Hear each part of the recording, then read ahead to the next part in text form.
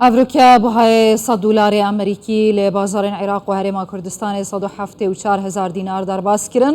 حکوومەتە محەممەد شیع سوودانی لێ ژێرگەف و بەرتەکێن ئەمریکا ئەگەر هات و نەکاریتن نرخێ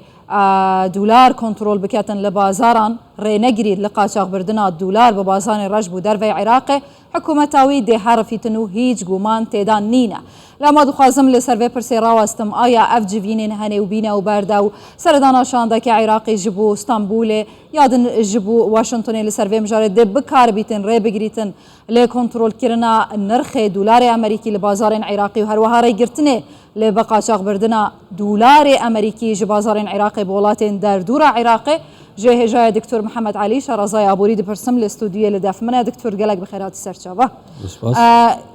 Carê em wê bêjin yani meseleya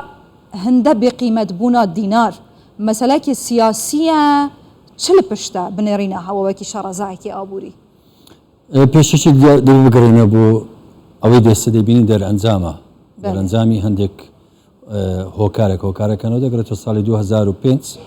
ئەمریکا 69 وڵاتی کۆ کردەوە لە پاریس لە ناو لێژنێک پێدەگوترێت لێژنەی پاریس لە بۆ یانەی پاریس لە بۆ قەرزەکانی عێراق 69 وڵات داوای پاریان لە عێراقدا کردەوە ئەو وەختی عێراق 130 میلیارد دلار قەرزار بوو لە 2005 لە 185 ئەو قەرزانە بە لایەنگیری ئەمریکا لەو قەرزانە خۆش بوون هەندێک وڵات خۆش نەبوون بۆ گەڕاندنەوەی ئەو قەرزەکە لەسەر عێراقا ئەمریکا گوتی من لایەنگیری عێراق دەکەم و پژیری عێراق دەکەم و تەمینی عێراق دەکەم و پارەتان گوتی ئەو پارێکە نەوت دەفرۆشرێ هەر بەم لە نەوتێک بفرۆشرێ پارەکە دەکرێتە خەزینەی فیدرالی ئەمریکا کەواتە لە 2005 ئیش بۆ ئەوەی کرایەکە ئەمریکا بە متمانەی خۆی قەرزەکانی عێراق بداتەوە بێ لە قەرزەکانی ئەو ئیلتزاماتە دارایی و اقتصادیانی کە لەسەر عێراق ژوور دەدەرا پاش 2005 ئەمریکا خۆی تێدا تەمین کردە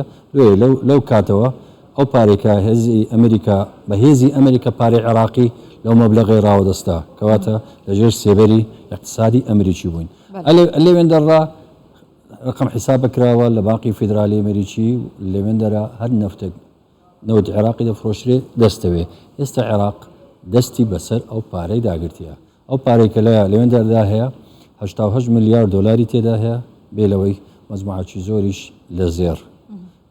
لێرە بوو ئیران ببرە ئەمریکا کە ئەوەی ئێستا لەگەی عێراق دەکات لە ڕووی ئابوووریەوە عێراق هیچ قەیرانەکی ئابووری نییە هیچ قەیرانەکی داراییشی نییە بەڵام قەیرانەکان لە جوابی جەنابەت سیاسیە کە بە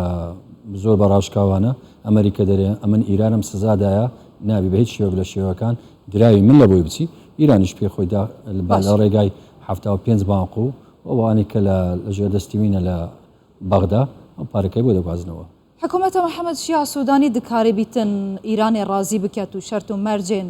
ئەمریکای جێبەجێ بکەتن و ڕێ بگریتن لە بەقاچاغبردنا دولار ژ عێراقی بۆ ئیرانێ نەخێر پێ ناکرێت کەواتە دێت چ بیت ئەوەی من دەبینم زیاترەوە سەردانانی دەکات لە ئەوەل و ئاخدەویل بە شەرتەکانی ئەمریکای ڕازی بن ئەو شەرتانەش تەعزیزێنینە ئەو شەرتانی کە ئەمریکا لە بۆ سوودانیدانە خۆی ڕزگارکردنی و بەهێزکردنی حکوومەتەکەیتی ئەوەی کە دەگەڕێتەوە کۆتایەکەوەیە ڕێگری لە دەرچوونی پارە لە عێراق دەکا و کەمکردنەوەی گەندەڵی و سپیکردنەوەی پارەی دەکرێت کەواتە تا ئێستا ئەمریکا ڕێی لە پارە ناردنەوەی عێراق نەکردە بێکجاری برێ پارە نادەوێت وەڵە دێن نابی بە هیچ شێوە لە شێوەکان ئەو پارێ بگاتە ئێران بە هەر شێوە لە شێوەکان دوێمیش نابی سپیکردنەوەی پارەی تێدا بڕیار دەدەستی کێدایە بڕەیە هاوەکی شارازایên ئابووریژی هون vê mijarê meselan hem ji rûyê siyasî hem jî aborî dişopînin ê baş e eger ev şert û mercên Amerîka dete pêşiya Iraqê divê demê de qabilî cêbecêkirinê ne بەڵێ yan hêceteke قابلی جێبەجێکردنەوە دیار شەهێدی هێدی حکوومەتەکە حەزی لێ بازیاتری دەکات بەڵام حکوومەتەکە موالیە دەتانێن بڵێن ئەگەر موالی ئیرانیش نەبێت دژی ئیران کار ناکە بە هەردوو لای دەوێت لە میزان هەردوو لای ڕاگیری هەم ئەمریکا ڕاگیری تامشین بێژین حکوومەتە سوودانی لە ژێرگەفێن هەڕەشە و ڕووخاندنە ئەمریکایەدایە بڵێ دەڕوخێت ناتان بڵێم دەڕوخێ بەڵام ئەگە بەجێنەکە بەڵێ دەڕوخێت باشە محەممەد شیع سوودانی گوتیە سەروی حالیڕە دیسەت بێژیتن دینار ji دولاری بهێسترا داخواش خەڵکی کریە و دولارێت خۆ بفروشن نرخی دینار دێڤەگەڕیتن وەکی جارە ئەڤە چییە تێتا گوت ئەو یارێکی سیاسی لۆ خۆی دەکاتن لەبەرەوەی محەممەد شیع بەخۆی لە سەد ڕۆژەکەی کە تێپەڕی لا حکوومەتەکەی دەبای هەندێک شت تەقدیم بکاتن بە هاوڵاتیانی خۆ لێوە بکردە نەخێر من بەخۆم لە بەغدا بم خەڵکی بەغدا ڕازینینە لە ئەدای ڕازینە بە تایبەتی ئەوانەی کا ئێستا زیاتر موچەدارن موچەوە دەگرن لە وەزعی و لە سیاسەتی محەممەد سوودانی ڕازینە محەممەد سوودانی بۆ پینەکردن بە حامەتی قسێ بکەین هەوڵی خۆی دەدا بەڵام ئەگەر لە دەستەڵاتی بە سەدانەکە ئەمریکانیا کرد ئەمریکاش دێتەوە بێگومان پاش گەڕانەوەی لە ئەمریکا نرخی دۆلار بەلای منەوە دادەبەزی ئەگەر سوودانی گوێڕان نەبی ئەگەر گوێیان نانەبیری لە 200,000 ڕەت دەدا بۆ $100. ڕۆڵێ وەزارەتە گەنجینە ئەمریکایە بۆ ڤەگەڕاندنا نرخێ دینار لە عێراقی دێ چ بیتن دێشێت دولارێکی زیاتر بە عێراقی بدەتن بۆ کۆنتڕۆلکردنا ئێستا گەر عێراق باقی بەرکەزی عێراقی دەسەڵاتی هەبیتن وەک جاران 230 میلیاری بفرۆشی دۆلار دەگرێت 140,000 ئەوە لەلایەک بەڵام ئێستا عێراقی دیکە کەشوو بووە باز لەوە دەکرێتن ئێران لە ناو عێراق 50 تریلیۆن دیناری عێراقی هەیە ڕۆژانە دۆلاری پێدەکڕی کەواتە ئەگە حەوالەش نەبیتن ئەو 50 تریلیۆنە کەواتە ئەگەر تەڵەب زیاتر بی لە عارەس نرخەکان هەروایە وا دەمێنێتەوە کەواتە ئەم چین بێژین بەوی دەستوداری دێ نرخێ دیناری عێراقی وەکی تومەنە ئیرانی زەلیل و ڕازیل بیت نەخێت زەلیل و کەم دابەزینی ئەو نرخانێکی لە ئیران هەیە لەبەرەوەی ئێران حساری اقتصادی لەسەر لە چەندین وڵاتان بەڵام هیچ حسارێکمان لەسەر نیە بەجەنا بتکۆم ئەوەی من دەبینم ڕاچاوی دەکەم ئەمە قەیرانی کارجێریمان هەیە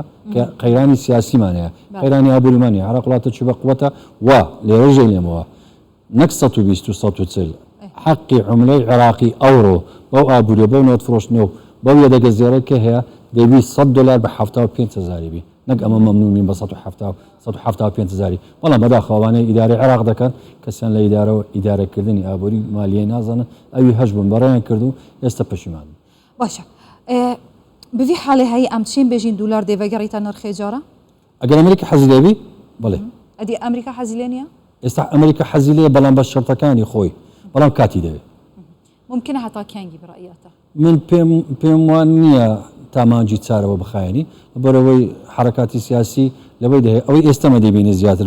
بەجارچکە بڵم زیاتر شرۆڤەی ئابووری دەکەم بەڵام دێنێ ناو سیاسی ئەوەی مەدەبینی شەڕێکە لە بینی رووسیا و ئیران لە عێراق دەستی پێکردیە لەگەر ئەمریکای شەڕی دۆلار شەڕی سلاح لە ئۆکرانیا شەری ئابووریشیان هینایتە عێراق چێ بەسەر دەکەی ئەو بڕیار دەدا بێگومانیش ئەو هێزەی لەسەر لەسەر تومن و لەسەر ڕۆبلوش لەسەر ئیرۆینیا شەڕ لە $100 دلار جای ئەمریکایە بڕیاری ئەوەل و ئەخی لە دەست ئەمریکایە